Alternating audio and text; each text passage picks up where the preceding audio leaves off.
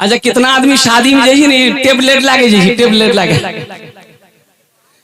कौन चीज टेबलेट हाजमा टेबलेट देखते क्या है कि टेबल पर एक नौजवान बैठा हुआ था। हाँ एक मौलाना अशरफ साहब थे और वो दोनों आदमी हम लोग आमने सामने बैठे। वो नौजवान भी 4 आदमी की कुर्सी लगी थी। वो नौजवान वो बिरयानी लगाने वाला जो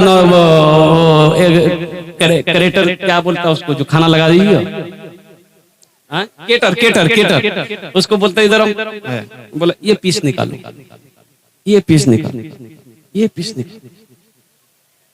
यानी वो बिरयानी वाले को थका दिया इतनी हड्डी टेबल में जमा कर दिया। हम लोग दंग रह गए कि अल्लाह आखिर ये जा कहां रहा ये भेज कहां रहा है सब। तो जब वो रोक हाथ रोका इसी में हम लोगों ने कहा कि बाबू आरोला ले बोले नहीं हम तबीयत ठीक नहीं जाए। जब तबीयत ठीक नहीं जी ये आलम जी जब तबीयत ठीक रही तो क्यों ली थी। खाओ अल्लाह की नेमत है अल्लाह की नेमत है। अल्लाह के नबी सल्लल्लाहु अलैहि वसल्लम ने इरशाद फरमाया खाने के 3 हिस्से करो। कई हिस्से करो भाई पेट के 3 हिस्से करो। कई हिस्से करना बोलिए पेट के 3 हिस्से करो। एक हिस्सा खाना एक हिस्सा पानी एक हिस्सा हवा के लिए छोड़ो। एक हिस्सा खाना एक हिस्सा पानी के लिए एक हिस्सा हवा के लिए छोड़ो। भूख से कम खाओ। वो खाना जिस्म के अंदर में ताकत पैदा करेगा नुकसान नहीं करेगा। लेकिन यहाँ तो देखा ही गया कि ये 3 खाना है ये खाना हवा के लिए छोड़ने का हुक्म है। यहाँ तीनों खाना फुल।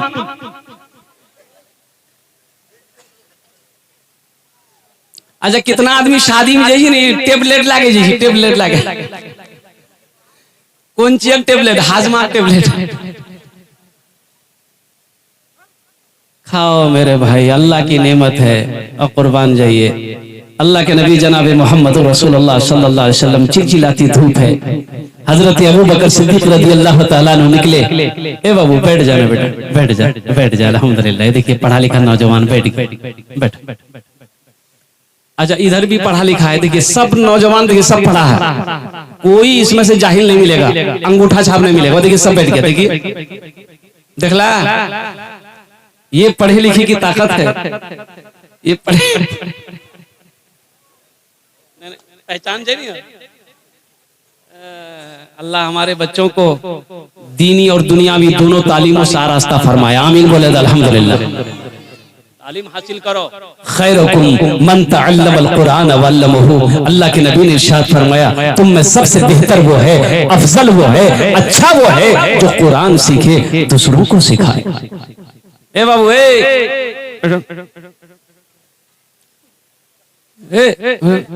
कहाँ है जैसे ठंडा के टाइम में है। एक तकरीर कहते एक नौजवान खड़ा हुआ। मैंने कहा क्या हुआ बोला है हम लोग बैठो बैठ गया। 10 मिनट का फिर खड़ा हुआ। मैंने कहा क्या हुआ बोला बहुत जोरों से लागला सा। बैठ जा थोड़ी देर तकरीर और खत्म हो जाएगी। थोड़ी देर के बाद तकरीर खत्म कोई बैठा हुआ था तो मैंने इशारा किया बाबू जो बोली नहीं जो बोले करें जो बोले आप की करें जो जे करें जे लानी है भाग लीजिए अब जाने की जरूरत नहीं है।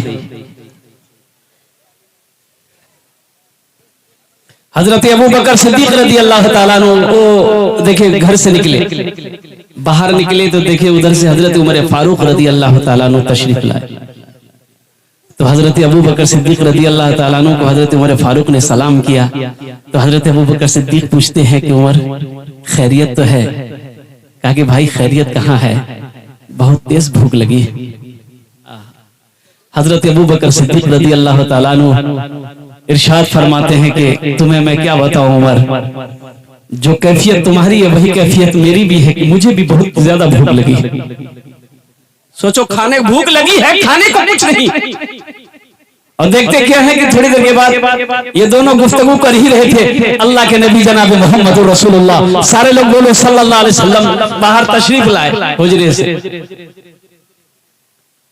हजरत अबू बकर सिद्दीक ने हजरत उमर फारूक रज़ियल्लाहु ताला अन्हु सलाम किया। तो अल्लाह के नबी ने इरशाद फरमाया कि चिलचिलाती धूप में दोपहर के वक्त उमर अबू बकर कहा कि या रसूल अल्लाह भूख बहुत तेज लगी है।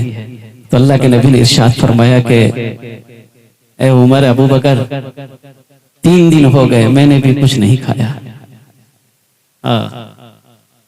कुर्बान जाइए। 3 दिन हो गए मैंने भी कुछ नहीं खाया।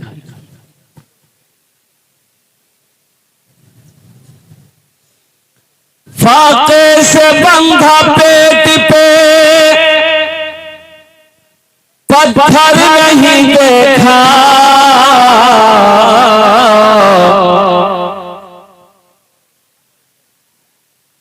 फाके से बंधा पेट पे पत्थर नहीं देखा, सरकार दो आलम सा पैगंबर नहीं देखा, सरकार दो आलम सा पैगंबर नहीं देखा, पैगंबर नहीं देखा। अल्लाह के नबी इरशाद फरमाते अबू बकर मेरे साथ चलो, उमर मेरे साथ चलो। हजरत अय्यूब अंसारी रदी अल्लाह ताला अन्हु के घर तशरीफ ले गए। हजरत अबू अय्यूब के घर पर गए।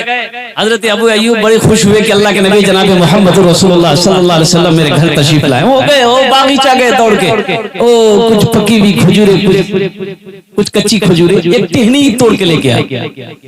या रसूल अल्लाह नोश फरमाए। इधर बीवी से कहा कैसा करो, तुम रोटी बनाओ और एक बकरी का बच्चा को ज़िबा कर दिया। सुभान अल्लाह वल्लाह माशाअल्लाह। अब इंशाअल्लाह अल्लाह के नबी जनाब मोहम्मद रसूलुल्लाह सल्लल्लाहु अलैहि वसल्लम ने खाना तनावुल फरमाया और फिर हजरत अबू अय्यूब अंसारी रदी अल्लाह ताला अन्हु के लिए क्या दुआ मांगी है मैं लास्ट में बताने की कोशिश करूंगा। मेरे बच्चों और मेरे नौजवानों, नबी की सीरत को अपनाओ, नबी की सुन्नत के मुताबिक अपनी जिंदगी गुजारो और सुनाओ। अच्छा, चेहरे पे दाढ़ी रखना ये क्या है? अरे बोलिए बोलिए बोलिए। बाज़ उलमा ने वाजिब भी कहा है, बाज़ उलमा ने वाजिब भी कहा है दाढ़ी को। अच्छा देखिए, ये दाढ़ी भी बड़ी जिद्दी है। ये जब भी आती है मर्द ही के चेहरे पे आती है। मर्द का चेहरा भी औरतों का चेहरा भी बोलो, मर्द के चेहरे पे आती है लेकिन मर्द दिख रहा,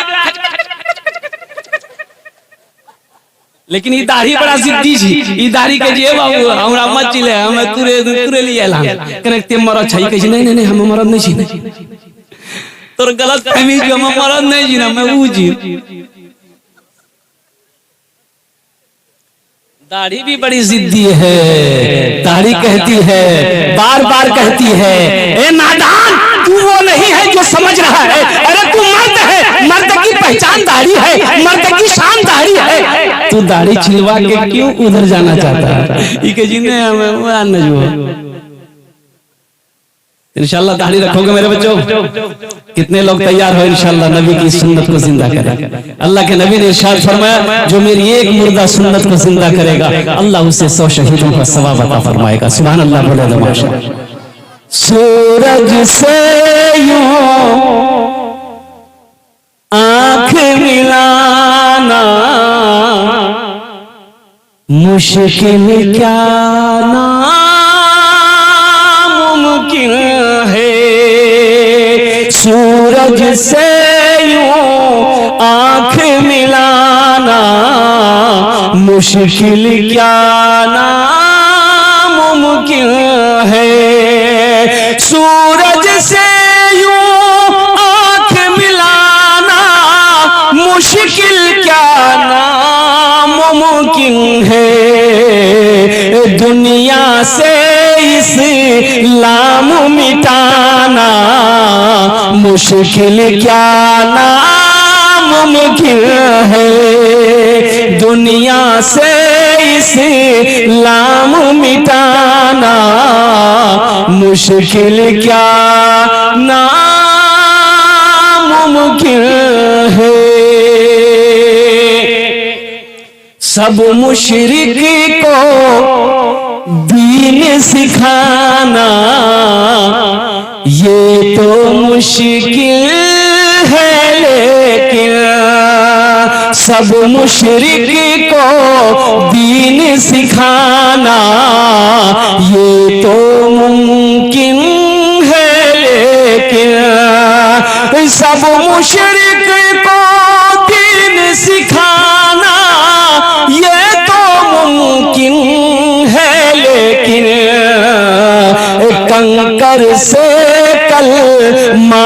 पढ़वाना मुश्किल क्या नामुमकिन है, कंकर से कलमा पढ़वाना मुश्किल क्या नामुमकिन है।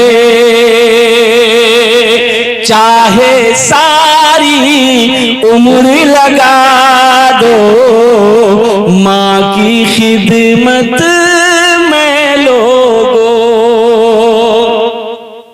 नबी की सीरत है, नबी की सुन्नत क्या है? माँ बाप की खिदमत करना, ये भी तो नबी की सुन्नत है, ये नबी की सीरत है। अल्लाह के नबी इरशाद फरमाते हैं, काश मेरी माँ आमिना जिंदा होती, मैं इशा की नमाज पढ़ रहा होता, सूरह फातिहा तिलावत कर रहा होता, मेरी माँ आमिना आवाज देती बेटा मोहम्मद, तो मैं नमाज तोड़कर सूरह फातिहा छोड़कर माँ की बारगाह में हाजिर हो जाऊं और कहता है कि माँ तेरा बेटा मोहम्मद हाजिर है, कुर्बान जाओ। ये बताना मकसूद हम गुनहगारों को था कि माँ का मकाम क्या है, बाप का मकाम क्या है। माँ बाप राजी, अल्लाह राजी, माँ बाप नाराज, अल्लाह नाराज। इंशाल्लाह माँ बाप की कदर करोगे, हाथ उठाओ इंशाल्लाह।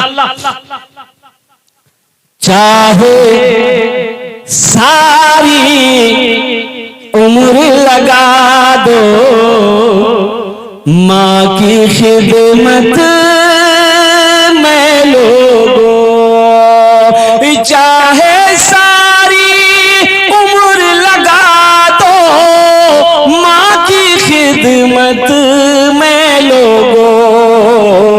माँ की दूध का कर्ज चुकाना मुश्किल क्या नामुमकिन है। माँ की दूध का कर्ज चुकाना मुश्किल क्या नामुमकिन है। पल में आना पल में जाना, फर्श ज़मीं से अर्श तलक। अच्छा लगला तो सुभान अल्लाह क्या बोलती हमें?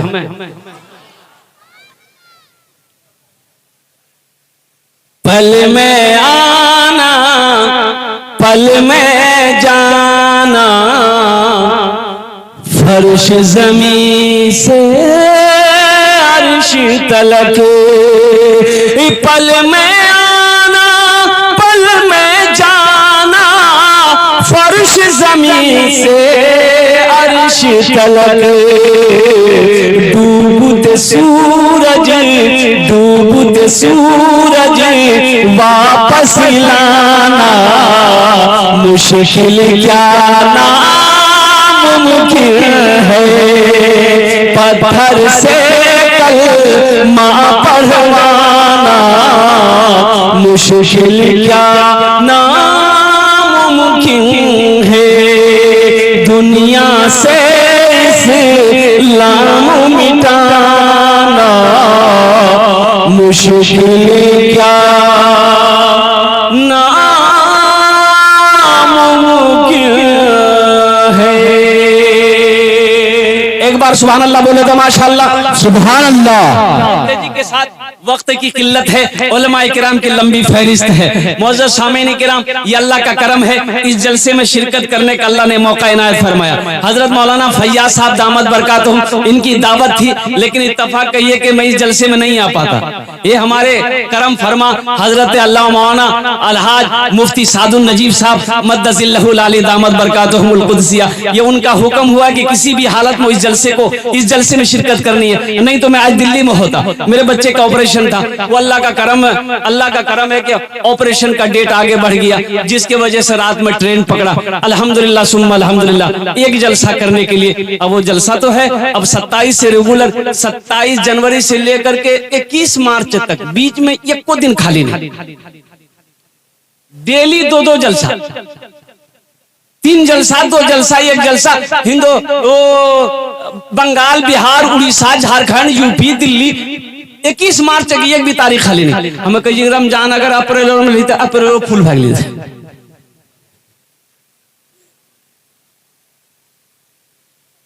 आपकी जितनी भी तारीफ करूं कम है। ये मस्जिद का जलसा है, मस्जिद अल्लाह का घर है। तो इंशाल्लाह सीरत के उन्वान से मैंने कुछ रोशनी उसके ऊपर में डाली है। तो आपने वादा किया कि इंशाल्लाह नबी की सीरत के मुताबिक, नबी की सीरत को अपनी जिंदगी में उतारेंगे, नबी के सुन्नत के मुताबिक अपनी जिंदगी गुजारेंगे।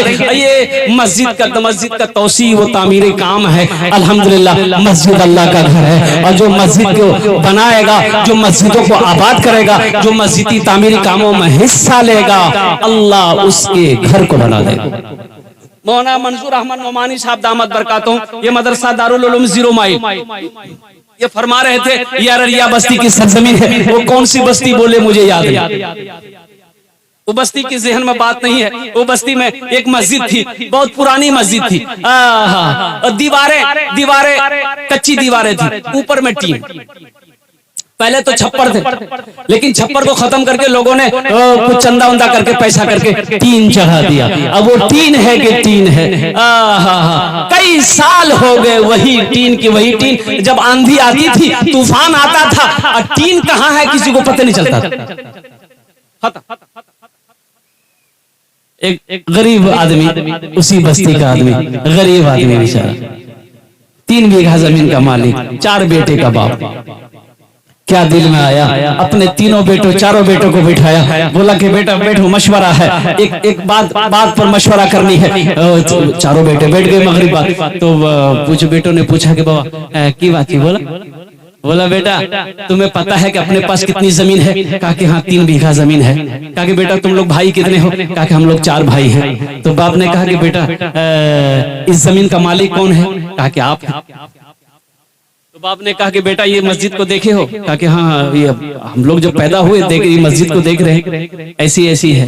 तो कहा कि बेटा मेरे पास 3 बीघा जमीन है, मशवरा इसी बात से करना चाहता हूँ कि अगर तुम लोग इजाजत दे दो तो 1 बीघा जमीन बेचकर हम अल्लाह का घर बना देते हैं। सुभान अल्लाह बोले तमाशा, सुभान अल्लाह। देखो जज्बा देखो, मोहब्बत देखो, कुर्बान जाइए। बेटों ने कहा कि अब्बा इसमें हम लोगों से मशवरा करने की क्या जरूरत है, हम लोगों से पूछने की क्या जरूरत है, हम लोगों की इजाजत की क्या जरूरत है? आप खुद मुख्तार हैं, जमीन का मालिक आप हैं।